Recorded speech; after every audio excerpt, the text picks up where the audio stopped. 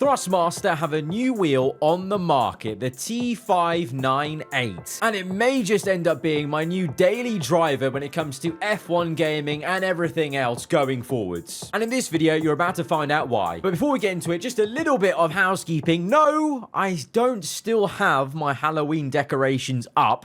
I am recording this at the end of October, but by the time this is posted, it will be November after Halloween. And secondly, I say review. I'm not like a journalist or anything like that. There are so many other amazing reviews I've seen out there of this wheel that really go into the technical details and everything. And although I also understand the technicalities of the different technology inside of this wheel, I won't be delving into it in depth as much as other publications out there that have done that. You can go to those for that. I'm going to give more a review from a customer standpoint, obviously a content creator standpoint, but as a customer, that also context. I have actually used Thrustmaster wheels for the entirety of my time racing and making videos and whatever. I have dabbled with some other brands here and there, but consistently I've used Thrustmaster wheels since 2012. So I'm very familiar with the brand. I'm very familiar with the ecosystem. So actually, as a customer, I was actually quite intrigued by what on earth this wheel was going to be, because I have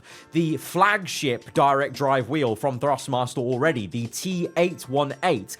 I love it. I've been using it now for just over a year. Just giving you context there of my journey with using racing wheels for the F1 game and any kind of other racing I've done on Assetto Corsa, for example. On PlayStation also, I had a separate Thrustmaster wheel that just worked on PlayStation. But now, with the T598 coming along, things have maybe changed a bit, because not only is this a new direct drive technology wheel from Thrustmaster, it is also PlayStation compatible. It's officially licensed for PlayStation. So straight away, as a customer, I can now stop using the old belt-driven TGT Mark II that I was using for any of my PlayStation 5 racing needs, and I can now use the T598. But as I said at the very start, I actually might, for at least for a little while, be using the T598 as my go-to daily driver wheel, even here on PC in front of me for the F1 game for Assetto Corsa, because I actually enjoyed my time with it so much, and I'll get into that in a little bit. And just a final bit of context and disclaimer more than anything is that Thrustmaster did send me this wheel to review and to check out, but like I said, before that, I had already been a paying customer, so I'm going to be able to actually be very comparative to what I already owned and this new wheel, and actually be honest about, whether it's any better or not. And the better or not conversation is a little bit more complex, because this wheel is not set to be just a replacement for the T818. It's actually sitting at a lower price point than their flagship direct drive wheel, because this is direct drive, but it's direct axial drive. It's a new technology they're using. It's that new technology that's using actually less materials to actually make the entire thing, and so that means less price compared to the T18. So I'm actually quite interested to see how this actually progresses going forwards in the years to come. Like, are they going to base new direct drive wheels off this tech and scale it to be bigger? Because as we'll see later, in terms of some of the figures and numbers, the T818 still is going to actually provide some more power than the T598. But before we get into this wheel any further, let's just quickly unbox it and actually show you what you get inside the package. So it is a bundle deal with the base, pedals, and the wheel included. In the UK, it's going to retail for £449.99, and to give you context, in comparison to that is, as I said, bundle, wheel, base, pedals. Just the base alone of the T818, as I record this from the Thrustmaster website, is going for £599.99. So, and that's just for the base. So you can already see the value for money you're getting with this new entry. It's not like an entry level wheel. It's an entry level for direct drive, though. That's how I'm gonna paint it. It's a direct drive entry-level wheel. There are, of course, cheaper options from Thrustmaster and other brands out there, but they're not direct drive. They're, you know, the usual entry-level, the kind of entry-level wheels that I started to use. My first Thrustmaster wheel was, you know, belt-driven, the standard at the time, and then, you know, everyone started moving towards direct drive. So this entry from Thrustmaster is like a cheaper option in their line of direct drive wheels. In the box, you get the base, which you'll see straight away if you know what the T598 looks like, is a very different design, a lot thinner in terms of the actual depth of it, although a lot larger in terms of the radius. You've got pedals, which look quite simple and bare bones, but I'm going to get into that later. Very clever construction to actually be very minimalist and still provide a very, very decent option in terms of your braking options. The wheel, really nice to touch at first, and again, I'll get into that a little bit later, how it was to use. And as I said before, Thrustmaster have this ecosystem, so this is all upgradable. The pedals are going to be upgradable. The wheel rim is going to be upgradable. You'll keep the base, and as you go on, as you get more comfortable, as you're maybe delving more into sim racing or F1 gaming or whatever, you'll be able to upgrade these things. So as an entry level into the world of direct drive, I think off the bat, this seemed like a really good option to me. I was just curious to see how it actually drove versus the T818. Because to quickly get into the stats, so the T598 has a 5 Newton meter constant torque. That's versus the T818, which has 10, so double the constant torque level. So straight away, you're assuming, oh, okay, so the T818 still superior. But the difference is the T598 has a force feedback overshoot of plus 100%. With no saturation on that as well, the force feedback effects are much bigger. And so this is where I'll actually start talking about my actual feelings of this, because I did actually one of my F1 24 career modes with this wheel, and you wouldn't have known about it because obviously I don't mention what I use in any of the videos usually, but yeah, I was using the new T598 wheel, and that was after, you know, this whole time for the entirety of F1 24 I've been using T818. So this was a really best use case scenario for me to compare wheel to wheel. So in terms of the general feeling, it was surprisingly very, you know, I could just pick it up straight away. It wasn't like I was using an all-new wheel. You know, that's sometimes the worry when you move wheel bases. But this was honestly plug and play. I straight away was familiar, you know, didn't feel too different. And after doing a whole race to reflect on things, there were some subtle differences, some in a negative way and some in a really, really amazing positive way. So I'll actually start off with the negative part, which is kind of smaller in comparison to all the positives, is for me, I did feel that difference in constant torque. You know, the difference of 5 to 10, especially at high speed in corners on the road,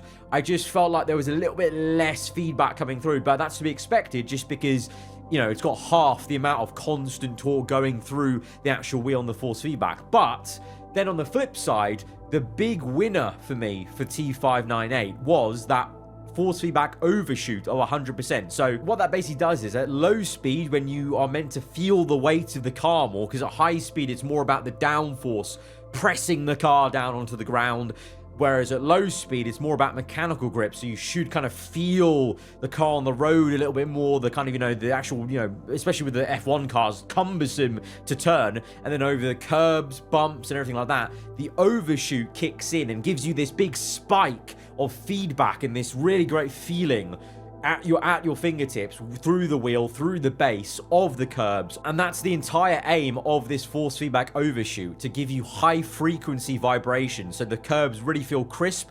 And I must say, this is actually the biggest takeaway for me. There's this new thing on this wheel that's called gear jolt. So when you change up or down a gear, the entire base gives you a vibrating jolt feedback, and it feels so satisfying. I can't actually describe how satisfying it was just to simply change up and down the gears, to the point where I actually like the gear jolt so much, the feeling of it. It basically vibrates the whole base. But the way I had this base set up is I actually had it screwed in to my wheel stand. So the entire wheel stand would vibrate a bit the wheel rim I was using would vibrate a bit, and it just gives you a bit of a kind of almost like it's giving you a connection to a car that's not there, like the virtual car you're driving. It gives you a bit of a connection, and kind of the way it shakes the whole chassis you're driving, like the wheel stand or a rig or whatever, to the point where this is actually the biggest thing that might persuade me to just carry on using the T598, even though the T818 gives me that little bit more constant torque, so a bit more constant feedback of feeling with the wheel, especially at high speed. I think the high frequency vibrations over the curbs, over bumps, and the gear jolt itself, I think that is enough to actually make me want to use the T598 at least for a little while going forwards, just because I like the feeling so much. Actually, just jumping back to maybe negatives from the wheel itself, in terms of as a user to use the wheel, what I found was the base was getting quite hot by the time I was finishing a full race. It doesn't feel hot like when you're just racing, but then if you put your hand to it, it feels very hot, but obviously it wouldn't ever affect you racing. And I must testify, as much as I loved the gear jolt effect, it's really loud, and that's not a problem for you if you've got headphones on and you're listening and you've got F1 24 blasted up or whatever racing game you're playing blasted up. But I will attest, because this came up quite naturally whilst I was just doing this career mode race with the new wheel, my partner came into the room and she told me that, can you like close the door fully, because the gear jolt was quite loud. So if you do live with other people, your parents, partner, whatever, if they're around and you're constantly using the wheel, maybe in an evening, maybe you'll have to close the door. Maybe it's a little bit loud, because it will literally shake your whole wheel stand, your desk, because you can actually clamp this wheel onto a desk. So that's also another point I actually forgot to mention is, yeah, you don't need to have a fancy stand or a rig. This does come with a clamp, so you can just clamp it onto a desk. It really is trying to be an entry-level wheel for you into the world of direct drive. So if you just have a desk, you can clamp it to it, but be warned, it probably will shake the whole desk. So yeah, I think that's quite an important thing to note, because that did come up very naturally. Like, I wasn't expecting my girlfriend to come into the room and be like, that's actually really loud. I knew it was loud because I could kind of hear it through my headphones, but I didn't think it was that loud to be annoying. But take it from her, it was. So that's going to be a negative if you do use that, but might be worth it. It's honestly really satisfying. But yeah, apart from that, like I said, really lovely base. You can customize it really easily on the wheel. There's a little dash screen, so you can actually customize the force feedback. You can also very easily tell when you switch from PC to PlayStation 5 mode if you plug it into the PlayStation. Also, by the way, I did test this out on Gran Turismo 7 as well, and this is actually the biggest thing, actually, is as a customer of racing wheels, I had a belt-driven wheel that only worked on PlayStation. So for me, it was a huge step up. Like, this was honestly like a really good test as a consumer. Like, if you didn't have direct drive and you got this, and is it a good step up? Yes, because on Gran Turismo, I'd only driven it with a belt-driven wheel. So yeah, overall, it's a really solid base coming in at a better price point. So it's basically, how they like to describe it, is a better torque to cost ratio, because of the way it's set up inside. They use less materials, and yes, there's a less constant torque, but it makes up for it with the overshoe to still give you some really great detailing on curves and stuff. Now, let's quickly get into the other peripherals that come with the bundle, because unlike the T818, you also get a pedal set and a wheel set. So this is perfect. Like, if you were just going to go for the flagship model, you have to then pay for a wheel rim, you have to pay for pedals. This all comes with it, one price, easy does it, and the pedals are really solid. They do look very basic out of the box, I will admit, but they are very solid pedals. So they're basically the LTE pedals from Thrustmaster. So it's not a load cell, it's still the kind of old school spring system. Essentially iteration very similar to the old original T3PA pedals that used to come with all the Thrustmaster wheels, like back in the day. I'm talking like, like 8 years ago, whatever.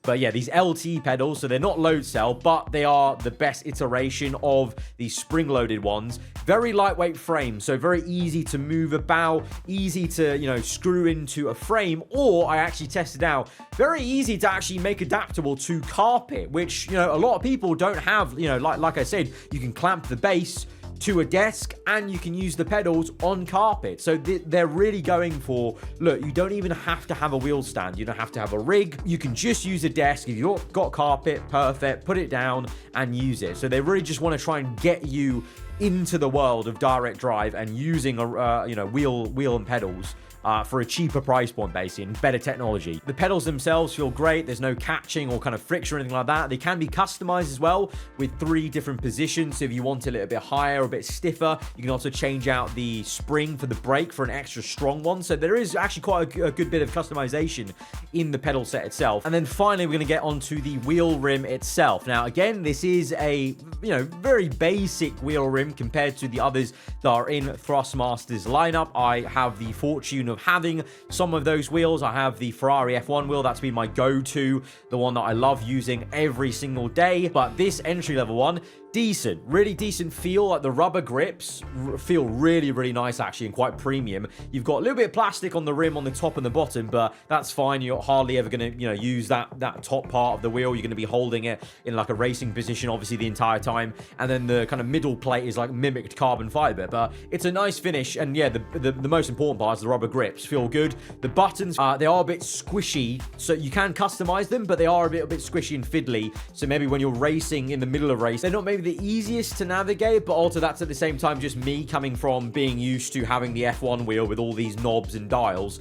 If I go back to when I first started doing racing wheels and it was like the circular one, it's a better experience than what I had when I started out. So in many regards, again, if you're wanting to make that step up to direct drive, you're even going to get an upgrade in the wheel rim if you still have the bog standard wheel rim of the belt-driven Thrustmasters. And then I've always thought one of the best parts about Thrustmaster is the ecosystem they have of some fantastic Ferrari licensed wheels. The F1 wheel, you got like GTE style wheels, you got other just circular wheels, you've got a retro wheel that you can use, for God's sake. So there's so many cool wheels that Thrustmaster do, and they're all interchangeable, and they can all be used very quickly with the all-new direct drive quick release system they've had in place since the T818. It's the same system now in T598, so it's just a quick latch, get the wheel off, put the new one on, latch it again, and then you're done. So yeah, those are my overall thoughts and review of the wheel. Maybe went a bit more in-depth than I thought I was going to, but I actually had a lot to say about the wheel, because yeah, I was actually really genuinely impressed by it. Going into it, I knew it was maybe being marketed as lower than the T818, but as I said, in many areas, I was actually surprised. I prefer the experience from it. The overshoot was really good in detailing of the curbs, and the gear jolt for me was such a game changer in terms of just a nice, unique little thing that, yeah, it could be said as a bit of a novelty, but I thought it was a pretty great novelty. Like, I thought it felt really great. Going forwards long term, I may well return to the T818, after I've had my fun with this one. But if I put my shoes as someone who's maybe still on a belt-driven wheel or doesn't even have a racing wheel, this is a really great entry level. If you want to upgrade from a belt-driven to direct drive, this comes in at a really competitive price point compared to their flagship. And if you don't have a racing wheel, period, I think this wheel really caters to people's needs of maybe not ever having a racing wheel in the first place. Like the fact that it has a clamp for the desk, the fact that the pedals can be used on carpet. I think they're doing the most to try and make this the most open wheel ever in terms of wherever you're coming from. This wheel, I think, sits at a really good value for money. I think that's the biggest takeaway. It's great value for money, I think. Yes, there are some areas where, their flagship model, for example, is better in some areas. Yes, there are better pedals out there. Yes, there are better wheel rims out there. But for what it's trying to be, I think it does the job really well. And like I said, the technology is quite different to the bog standard direct drive.